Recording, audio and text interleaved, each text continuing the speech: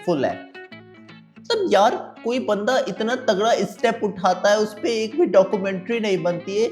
ये हमारे आर्टिस्ट कर क्या रहे हैं? आपको एक ऑस्कर विनिंग टॉपिक मिल चुका है, आप अभी तक डॉक्यूमेंट्री नहीं बनाए हैं आपने। क्या आप लोग सिर्फ अच्छी फिल्में बनाना चाहते हैं? क्या आपको ऑस्कर्स जीतना है या फिर नहीं? अगर जीतना है तो आप नकवी साहब पे डॉक्यूमेंट्री बनाओ कि उन्होंने एड का मैच 15 तारीख से पहले 14 तारीख तक बॉयकॉट कर दिया था, क्योंकि 15 का मैच मुझे लग रहा है कि जय शाह हमें खेलने पे मजबूर कर देगा भाईजान। इस जय शाह ने कई स्टेप उठाने वाला है। जैसे पहला स्टेप ये कि अगर हम लोग 15 वाला मैच नहीं खेलेंगे तो ये हमारा क्रिकेट को 5 सालों के लिए बैन कर देगा। मतलब यार ये क्या है?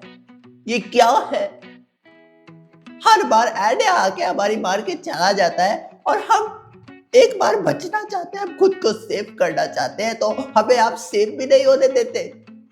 कभी आप राफेल भेज देते हैं, कभी आप अभिषेक भेज देते हैं। क्या हमारे पास कोई अगर हथियार नहीं है तो हम ना जाए वॉर में? ये एक बहुत पीसफुल चीज है यार। हम पीसफुल कुछ सोच रहे थे, लेकिन इस एड जैसे ने एक और दफा वही स्टेप उठाया।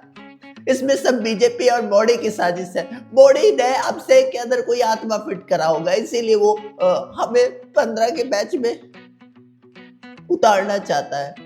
लेकिन इंशाल्लाह अल्लाह ताला की दुआ लगी और मोहसिन नकवी साहब को अल्लाह ताला ऐसी पावर दो कि वो 15 वाले मैच में रोक सके, क्योंकि पहले तो सिर्फ एक ही मैच था, अब शेख अब ईशान भी है और हम इस मैच को बॉयकॉट करके इन दोनों से बच सकते हैं। लेकिन इस जय शाह और मोदी हमें बहुत मजबूर कर रहे हैं। हम पे सेंसन्स लगाने वाले हैं ये लोग यार। सेंसन्स की हमें स्पेलिंग नहीं आती, लेकिन ये पता है कि सेंसन से हमारी एमसीबीसी हो जाएगी, ये हमें पता है। और एडेड बोर्ड का हम हमारी तदबीर है, में सोच रहे हैं कि एडेड बोर्ड का बहुत नुकसान होगा भाईजान। उनका बोर्ड का मतलब वो वैल्यू ही 28-29 हजार करोड़ रुपए है। बताओ 10 करोड़ 20 करोड़ रुपए में उनका कौन सा क्या हो जाएगा? हम इतने पगले हो चुके हैं भाईजान, हमारे दिमाग में सिर्फ आटा भरा हुआ है, वो भी गधे बेच के, इसीलिए हम इतना लंबा नहीं सोच पाते। लेकिन हाँ, बीसीसीआई हम पे सेंसन्स लगाने वाली है, मैंने सुना है। बीसीसीआई प्लीज मत लगाओ यार। हमारे ऐसे मुनीर और प्राइम मिनिस्टर शहबाज शरीफ कहाँ जाए मजाक उड़ा रहे हैं। दे वर लाइक कि भाई इनको आखिर इतना हिम्मत कहाँ से आया है। मतलब this countries I feel this country is something I never thought it.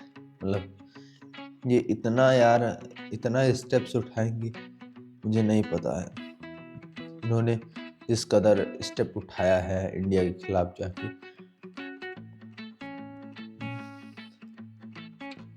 ये क्या कहे यार। पहली बात इंडिया की इसमें कौन सी ही गलती थी? इसमें आखिर इंडिया की कौन सी गलती थी? कोई गलती नहीं। लेकिन इन्होंने क्या किया? बहुत गलत किया। सॉरी, मैं बताता हूँ, अगर पाकिस्तान नहीं मैच खेला तो उन पर कितने सेंसस लगेंगे।